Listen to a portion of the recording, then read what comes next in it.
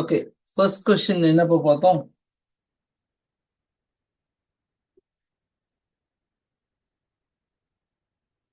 இப்பதானே எழுதுனீங்க.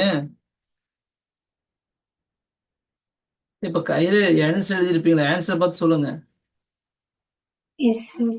என்ன answer? SI unit of electric dipole கேட்டிருந்தீங்க. என்ன வரும்? Coulomb metre. Coulomb metre. Good. ஏன்னா P is equal to Q into 2A தான் ஃபார்முலா. சரிங்களா? ஆக்சுவலி இது வெக்டார் ப்ராடக்ட். நெக்ஸ்ட், அதாவது வெக்டார் குவான்டிட்டின்னு சொல்ல வரேன். Next question number 2. டயக்ராம் கேட்டிருந்தீங்க சார். இந்த மாதிரி ஒன்று மேல ஒன்று அடிக்க வச்சுட்டே வந்தோம்னா ஃபீல் லைன்ஸ் எப்படின்னு கேட்டிருந்தேன். வரைஞ்சிருக்கீங்களா? எஸ். நடுவில் இருக்கிறதெல்லாம் பார்த்தீங்கன்னா இப்படி இருக்கும். பட் ஓரத்தில் இருக்கலாம் எப்படி இருக்குன்னா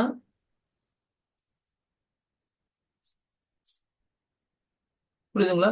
நடுவில் இருக்கிறது மட்டும் இப்படி இருக்கும். ஓரத்தில் இருக்கிறதெல்லாம் அது எல்லா டைரக்ஷன்ல இருக்கும். அவ்வளவுதான். ஏரோ மார்க் வெளி நோக்கி போகணும். அவ்வளவுதான். பார்த்தா ஒரு கம்பளி பூச்சி மாதிரி இருக்குல்ல.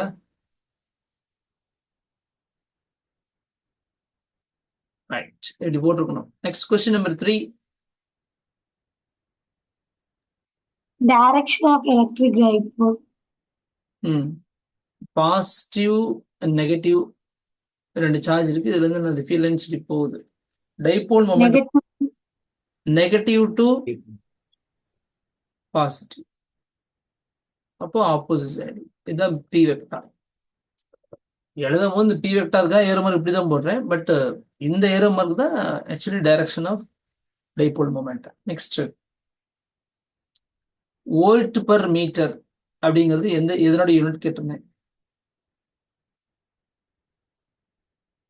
எதனோட யூனிட்? எலக்ட்ரிக் ஃபீல்டோட. Electric field newton per coulomb சொன்னோம் இல்லைங்களா? அதுக்கு இன்னொரு யூனிட் தான் ஆல்டர்னேட்டிவா இருக்கும். நெக்ஸ்ட்,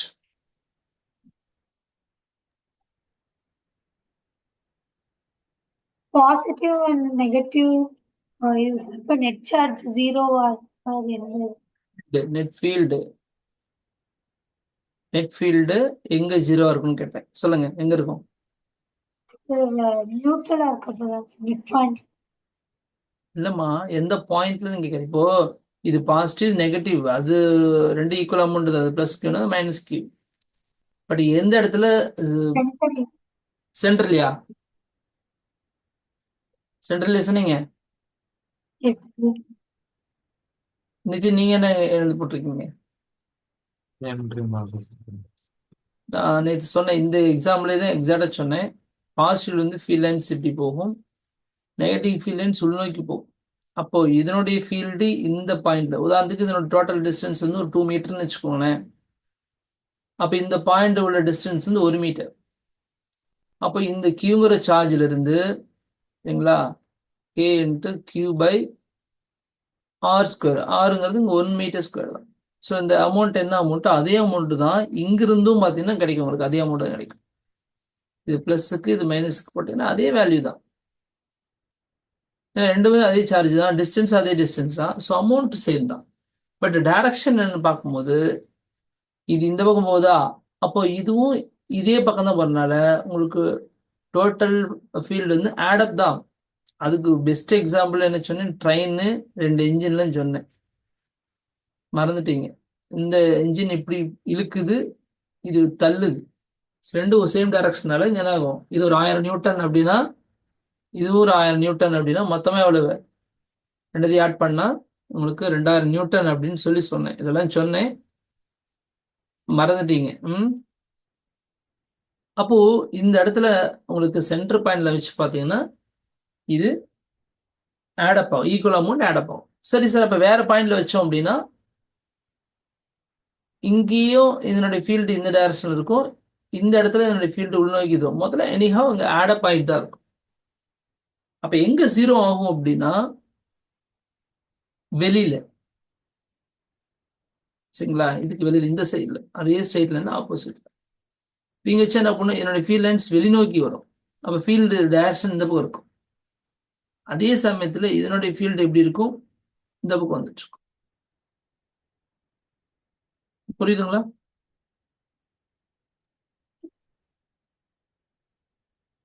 புரியுதா? Yes sir. ஆனாலும் இதுல இன்னொரு கண்டிஷன் என்னன்னு பாத்தீங்கன்னா, இது ரெண்டு ஈக்குவல் அமௌண்ட் சார்ஜ் இருக்குது அப்படின்னா நமக்கு இங்க வெளிநோக்கி வந்து 0 ஆகிறதுக்கு வாய்ப்புகளும் இருக்காது. ஏன் அப்படின்னா, இப்போ இங்கிருந்து ஒரு மீட்டர் டிஸ்டன்ஸ்ல எடுத்துக்கு பார்க்கணும்னு வச்சுக்கோங்களேன். இது என்ன ஃபீல்டு இங்க இருக்குதோ அதே ஃபீல்டு கிடைக்கணும்னா இங்கிருந்து 1 மீட்டர் டிஸ்டன்ஸ்ல தான் கிடைக்கும். அப்ப ரெண்டும் கேன்சல் ஆகும். இது 1 மீட்டர் டிஸ்டன்ஸ்ல இங்க என்ன ஃபீல்டு இருக்குதோ அதே ஃபீல்டு இது கிடைக்கணும், நெகட்டிவ் கிடைக்கணும்னு என்ன பண்ணுது, வெளிநோக்கி போதா, இதுக்கு உள்நோக்கி அதே டிஸ்டன்ஸ்ல கிடைக்கும். அப்ப ரெண்டும் வெவ்வேறு பாயிண்ட்ல தான் உங்களுக்கு மேட்ச் ஆகும்.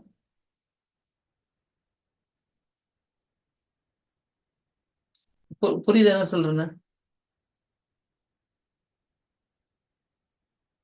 Yes sir.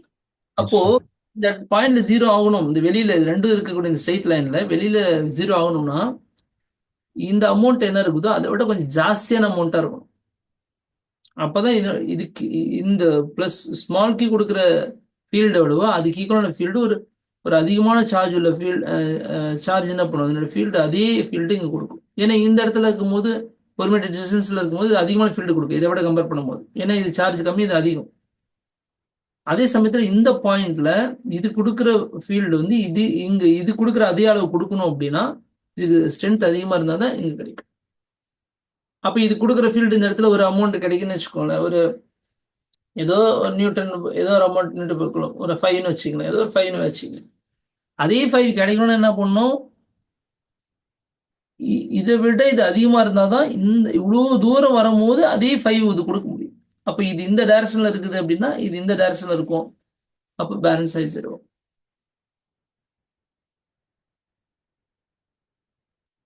அப்ப ஈக்குவல் அமௌண்ட் ஆஃப் சார்ஜ் இருக்கும்போது உங்களுக்கு ரெண்டுக்கு இடையிலையும் உங்களுக்கு என்ன ஆகிறது போறது கிடையாது, ஃபீல்டு 0 ஆக போறது கிடையாது, வெளியிலையும் 0 ஆக போறது கிடையாது. சரி சார், அப்போ வேற எங்க வெளியில வேற எங்கேயும் வழி இருக்கா அப்படின்னு பாத்தீங்கன்னா, இங்க ஒரு பாசிட்டிவ் சார்ஜ் இங்க ஒரு நெகட்டிவ் சார்ஜ் அப்படின்னா உதாரணத்துக்கு இங்க வச்சு போட்டு பார்க்கணும். அப்ப ஃபீல்ட் லைன்ஸ் இங்க வெளியில போய் இந்த இடத்துல உள்ள போகும். அப்ப இதுக்கு வெக்டார் கான்செப்ட் எல்லாம் போட்டு பாத்தீங்கன்னா இதனோட டைரக்ஷன் எப்படி இருக்குது, இதனோட டைரக்ஷன் இப்படி இருக்கா, இதனோட ரிசல்டாண்ட் இங்க இருக்கும். அப்ப 0 ஆகாது. அப்ப இங்க போட்டு இந்த பக்கம் போட்டா இது இந்த டைரக்ஷன்ல இருக்கும் ஃபீல்ட். இது இந்த பாயிண்ட்ல இங்க இருந்து வச்சு பார்த்தோம்னா இங்க உள்ள இருக்கும். அப்ப இது ரெண்டுக்கும் நடு ரிசல்டாண்ட் இந்த பக்கம் இருக்கும்.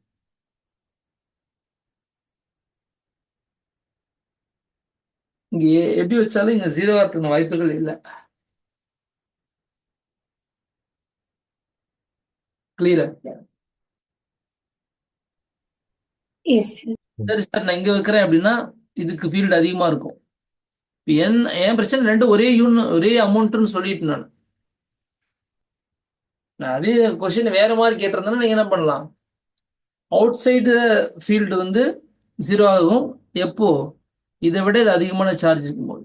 இந்த பக்கம் வச்சோம்னா இது 0 ஆகணும் அப்படின்னு 0 நியூட்டன் பெர் கூலோம் வரணும்னா இந்த ஸ்மால் கியூட இந்த கேபிட்டல் கியூ அதிகமா இருக்கும். இது இந்த பக்கம் வச்சனாலும் இடம் மாறிக்கணும், இது கம்மியா இருக்கணும், இது அதிகமா இருக்கும். இதெல்லாம் முக்கியமான கொஸ்டின்ஸ். ஏன் அவ்வளவு தூரம் சொல்றேன்னா இதெல்லாம் கேட்டிருக்காங்க ஆல்ரெடி போர்டில், ஈவன் இதுலயுமே கேட்பாங்க, நீட்லயுமே இந்த மாதிரி கான்செப்ட்லாம் தெரிஞ்சு வச்சிருக்கணும். அப்போ இப்போதைக்கு நீங்க இது எங்கேயுமே 0ன்னு ப்ரூவ் பண்ண முடியாது, ரெண்டு ஈக்குவல் அமௌண்ட் ஆஃப் சார்ஜ் சொன்னோம்னா. நான் ரெண்டு ஈக்குவல் அமௌண்ட் தான் சொல்லியிருந்தேன் இல்லையா கொஸ்டின்ல. Yes sir. Question number 6, is possible in electrically monopole அப்படின்னா yes it is possible. Positive and negative தனித்தனியா இருக்க முடியும். ஆனா மேக்னெட்ல நார்த் போல் சவுத் போல்னு சேர்ந்துதான் இருக்கும். எஸ், இதுக்கு வந்து எஸ். 7th ஒன் பாத்தீங்கன்னா டைமென்ஷன் ஆஃப் எலக்ட்ரிக் டைபோல் என்ன எழுதுனீங்க sir M power 0. L power வந்து T பவர் வந்து A பவர் ஒன்றா Yes. LTன்னு வரும். நிதின் போட்டீங்களா? நெக்ஸ்ட் அடுத்த கொஸ்டின் 8th கொஸ்டின் என்ன? 1 coulomb 1 coulomb ரெண்டையும் ஆட் பண்ணி 1 மீட்டர் டிஸ்டன்ஸ்ல ம் வந்து 1/2 மீட்டர் 0.5 மீட்டர்ல என்ன கேட்டிருந்தேன்? சென்டர் பாயிண்ட்ல ஃபீல்டு எவ்வளோன்னு கேட்டிருந்தேன். சார் எஸ் சார் எவ்வளோ இருக்குங்கிறீங்க? 0.5 மீட்டர் 0.5 மீட்டர். ம் சென்டர் பாயிண்ட்ல என்ன ஃபீல்டுன்னு கேட்டிருந்தேன். அதான் கொஸ்டின் கேட்டிருந்தேன். இங்க வாட் இஸ் அமௌண்ட் ஆஃப் ஃபீல்டுன்னு கேட்டிருந்தேன். எலக்ட்ரிக் ஃபீல்டுன்னு கேட்டிருந்தேன். ஒன் கூலம் ரெண்டுக்குள்ள டிஸ்டன்ஸ் வந்து 1 மீட்டர். அப்படிங்கும்போது மிடில் இந்த பாயிண்ட்ல என்ன எலக்ட்ரிக் ஃபீல்டுன்னு கேட்டிருந்தேன். அப்படிதானே கேட்டிருந்தேன். Yes sir. இப்போ என்ன வருங்க?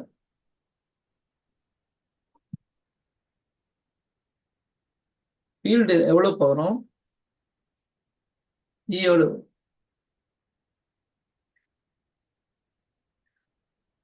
இதுல மோஸ்ட்லி நீங்க சம் போடுற மாதிரி இருக்காது. எல்லாமே லாஜிக்கா பண்ற மாதிரி தான் இருக்கும். இப்போ ரெண்டும் பார்த்தீங்கன்னா ஈக்குவல் அமௌண்ட். அப்போ மிடில் இந்த டிஸ்டன்ஸ் பார்த்தீங்கன்னா என்ன டிஸ்டன்ஸோ அதே டிஸ்டன்ஸ் தான் இங்கிருந்து இருக்கு. அப்போ இங்கிருந்து என்ன ஃபீல்டு கிடைக்குது? ஈங்கிற ஒரு ஃபீல்டு கிடைக்குதுன்னா அதே ஃபீல்டு தான் இதுவும் கிடைக்கும். இந்த பாயிண்ட்ல எங்கிருந்தும் அதே தான் கிடைக்கும். இப்போ டைரக்ஷன் பார்த்தீங்கன்னா இது இந்த டைரக்ஷன் இருக்கு, இது இந்த டைரக்ஷன் இருக்கு. ஏன்னா இது பாசிட்டிவ், இதுவும் பாசிட்டிவ் தான்.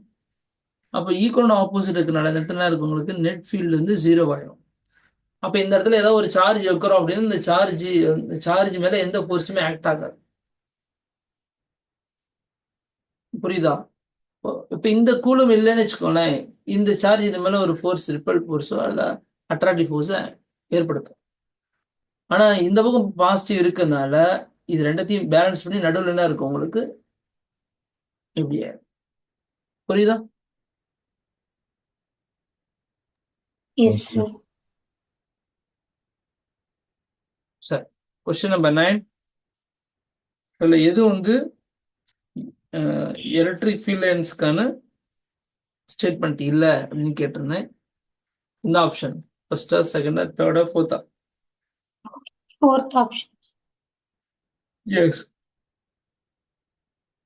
ரிமைனிங் பார்த்தீங்கன்னா இந்த பாசிட்டிவ் வந்து நெகட்டிவ் போகிறது, அது நெவர் கிராஸ் ஈச் அதர், அப்புறம் do not form any close loop, இதெல்லாமே கரெக்டு தான். cannot be taken as continual loop, it is a wrong one. Next 10th one,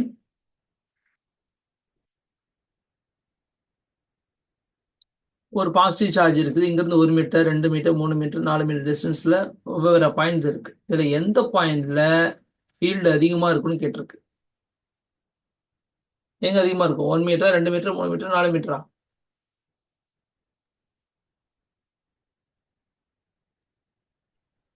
1 metre. ஏன்னா இது ஃபீல்டுங்கிறது என்னது? K Q by R square. டிஸ்டன்ஸ்க்கு inversely proportional. Distance கம்மியா இருந்தா தான் என்ன இருக்கும்? ஃபீல்டு அதிகமா இருக்கும். டிஸ்டன்ஸ் அதிகமா இருந்தா ஃபீல்டு கம்மியா இருக்கும். சரியா? பக்கமா இருக்குதா ஃபீல்டு அதிகமா இருக்கும். நித்தின் எவ்வளவு கரெக்டுப்பா?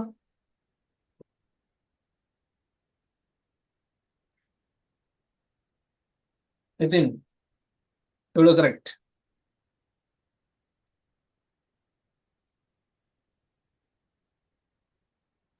ஒரு 6. 6 கரெக்ட். நீங்கம்மா? எனக்கும் 6. சரிம்மா. இப்ப அடுத்தது என்னன்னா, இந்த டைபோல் இருக்கு இல்லைங்களா? இந்த டைபோல் பாத்தீங்கன்னா இது வந்து நான் கியூன்னு சொல்றேன். இதுவும் கியூ தான். ரெண்டும் சேம் அமௌண்ட் தான். ரெண்டுக்குள்ள டிஸ்டன்ஸ் நான் என்ன பண்ணிக்கிறேன்? 2a எடுத்துக்கிறேன்.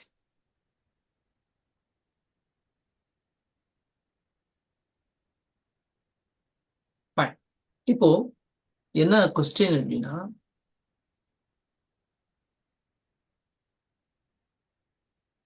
Field, electric field due to this dipole.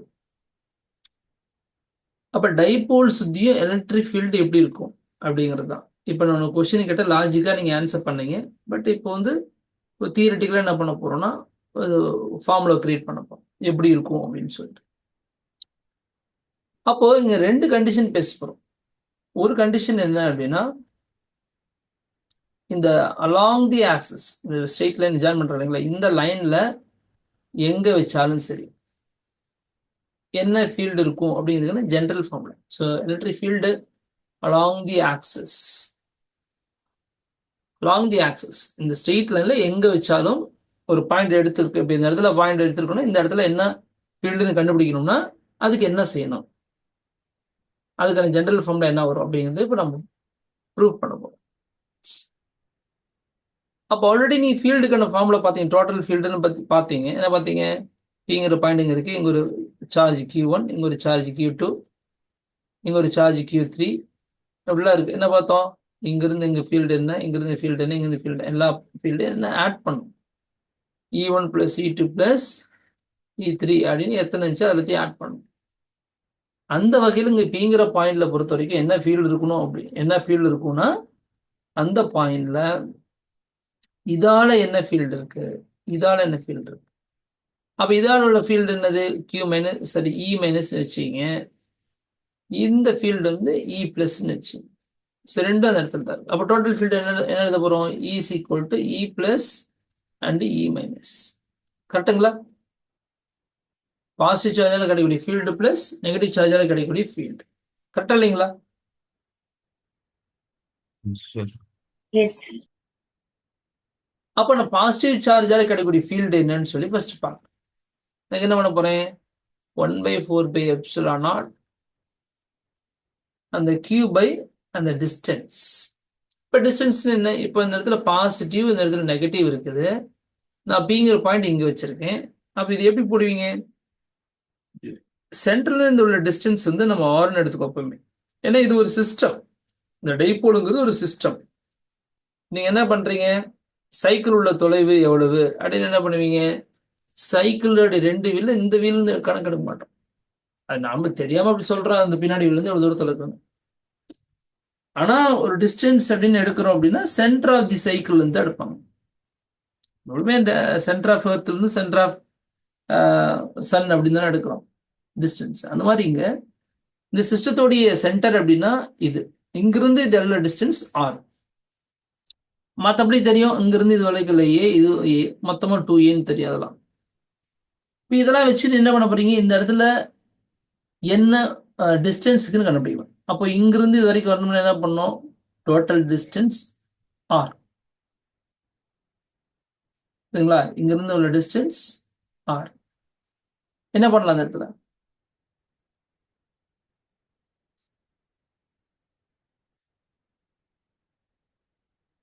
சொல்லுங்க. இந்த இடத்துல இருந்து ஆறுப்பா. ஆனா எனக்கு இப்ப இந்த கியூல இந்த -Qல இருந்தாலும் இது என்ன டிஸ்டன்ஸ் வேணும், அதுக்கு என்ன செய்வீங்க, டோட்டல் இங்கிருந்து வரைக்கும் டிஸ்டன்ஸ் R. அது என்ன பண்றீங்க, இந்த ஏவை செப்பரேட் பண்ணிடுறீங்களா, மொத்த எஸ் சார். distance வரைக்கும் R. அதுல இந்த டிஸ்டன்ஸ் நம்ம என்ன பண்றோம், கழிச்சிட்டோம்னா இந்த டிஸ்டன்ஸ் கிடைக்கும். அப்போ என்னது R - E. அப்போ அந்த டிஸ்டன்ஸ் ஸ்கொயர்னு சொல்லி போடுவோம் இல்லைங்களா, அவ்வளவுதான். இதுதான் நமக்கு தேவையான. இது வந்து சாரி நெகட்டிவ் சார்ஜ் போட்டிருக்குன்னா அப்போ அங்கே E நெகட்டிவ். அப்போ E பாசிட்டிவ் வரும்போது என்ன பண்ண போறோம், இங்கிருந்து எடுப்போம். ஆல்ரெடி இங்கிருந்து இது வரைக்கும் உள்ளது Rன்னு தெரிஞ்சு போச்சு. அப்போ இங்கிருந்து உள்ள டிஸ்டன்ஸ் A. அப்போ R + Aன்னு சொல்லலாமா, புரியலன்னா கேட்டுங்க. அப்போ E+ வந்து என்ன பண்ண போறோம், அந்த இடத்துல மைனஸ் நீங்க போட்டுங்க, இங்க மைனஸ் போட்டுங்க, இங்க பிளஸ் போட்டுங்க. வித்தியாசம் புரியுதுங்களா உங்களுக்கு, என்ன பண்ணிருக்காங்க.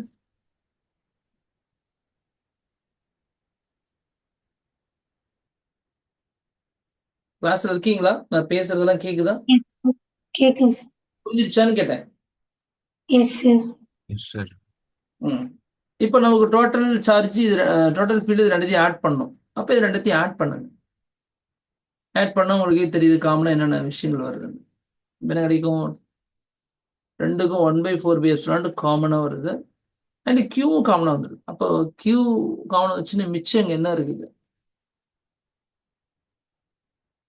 இந்த மைனஸ் கியூ மைனஸ் உள்ள போட்டு மல்டி பண்ணிங்க.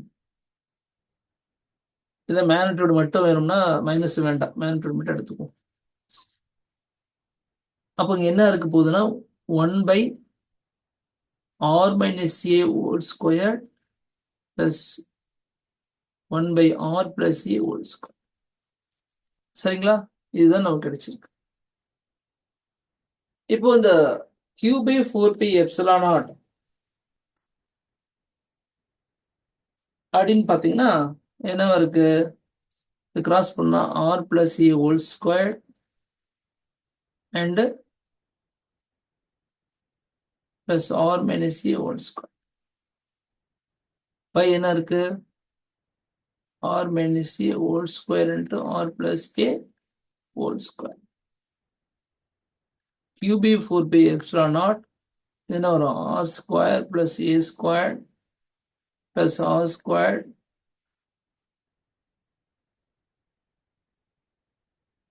அடுத்து என்ன வரும்? +a². அப்புறம்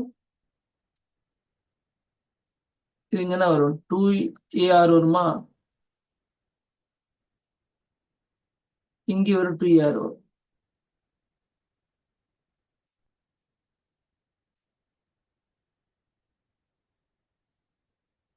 சரிங்களா? அப்போ இங்க என்ன பண்ணலாம்னா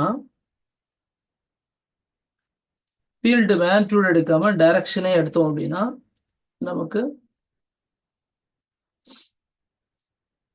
இந்த மைனஸ் இங்க ஆக்சுவலி கேரி ஆயிரும் நமக்கு. அப்போ மைனஸ் கேரி ஆகும் போது இந்த இடத்துல நமக்கு அந்த மைனஸ் வரும்.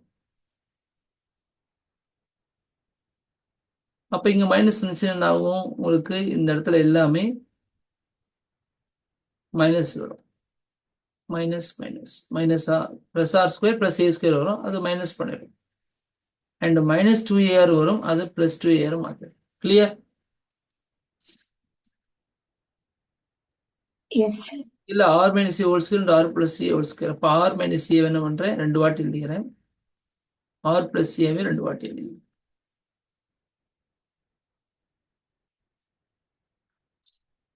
இப்போ நம்ம இது ரெண்டுத்தையும் கேன்சல் பண்ணிக்கலாம். அப்போ 2ar 2 வாட்டி இருக்குது. அப்போ 4ar அப்படின்னு சொல்லி நமக்கு.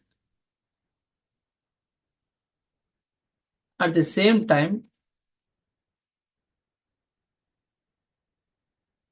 கீழே பார்த்தீங்கன்னா r-a and r+a ரெண்டு சேர்த்துனா r² - a². 2 வாட்டி இருக்குனால r² - a² இன்ட்டு அவன் அது ஹோல் ஸ்கொயர்னு கூட போட்டுக்கலாம். புரியுதுங்களா என்ன சொல்லிக்கிறேன்னு? r-a and r+a 2 வாட்டி இருக்குனால இப்படி எழுதியிருக்கு. இதுல நம்ம பார்த்தீங்கன்னா இந்த ஒரு டைபோல்ல இந்த ஆறுங்கிற டிஸ்டன்ஸோட இந்த ஏங்கிற டிஸ்டன்ஸ் ஆக்சுவலி ரொம்ப ரொம்ப ஸ்மால். ஏன்னா இது டோட்டல் டிஸ்டன்ஸ் 2a. ஆறுங்கிறது இங்கிருந்து வெளியில. ஆனா பார்க்கும்போது எப்படி இருக்குன்னா நமக்கு என்ன சொல்றோம்? இது வந்து பக்கத்துல இருக்க மாதிரி தெரியுது. ஆக்சுவலி இந்த டைபோல் அப்படிங்கிறது ரொம்ப ஸ்மால் டிஸ்டன்ஸ் அப்படிங்கிறது, very small distance. Comparing with R, a is very very small. அப்போ வெரி வெரி ஸ்மாலா இருக்கிற வேல்யூ நம்ம ஸ்கொயர் பண்ணோம்னா நமக்கு இன்னும் ஸ்மாலா மாறும். உதாரணத்துக்கு ஒரு 0.01 மீட்டர் வச்சுக்கோங்க. ஸ்கொயர் பண்ண என்ன கிடைக்கும்? 0.0001 மீட்டர் ஸ்கொயர் கிடைக்கும். அப்போ வேல்யூ என்ன ஸ்கொயர் பண்ணும்போது இன்னும் வேல்யூ இன்னும் குறையுது. அப்போ என்ன செய்யறோம் அப்படின்னா இந்த ஏ ஸ்கொயரை கேன்சல் பண்ணிடும். அப்போ என்ன கிடைக்கும்? q/4πε0 4ar/r⁴ அப்படின்னு வரும். புரிஞ்சுதா என்ன சொன்னேன்னு? அடுத்தது பார்த்தீங்கன்னா 6 இந்த 4 எடுத்துச்சுன்னா 3 கிடைக்கும். அப்போ ரிசல்ட் எப்படி இருக்கும்?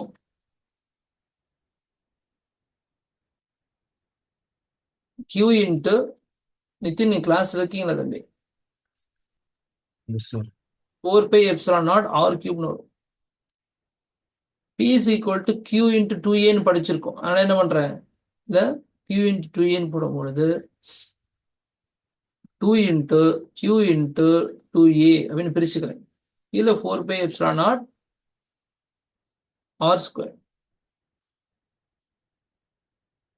அது r cube.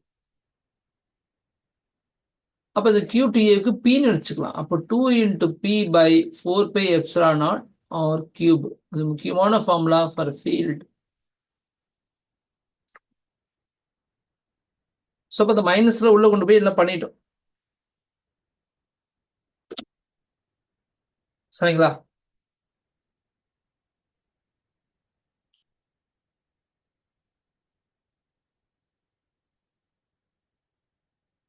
ஓகே அப்போ Yes, sir.